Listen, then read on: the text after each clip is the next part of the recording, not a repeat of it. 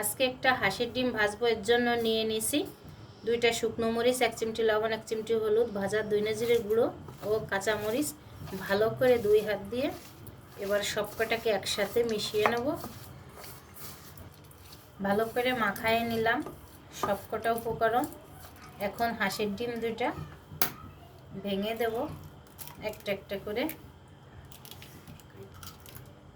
2টা হাঁসের ডিম এখানে দিয়ে দিলাম।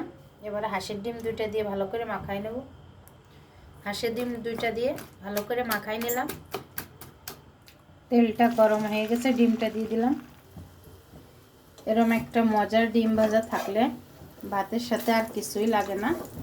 ডিমটা আমার এখানে একদম ভাজা হয়ে গেছে মশমশা করে। এখন এটাকে আমি কেটে নেব।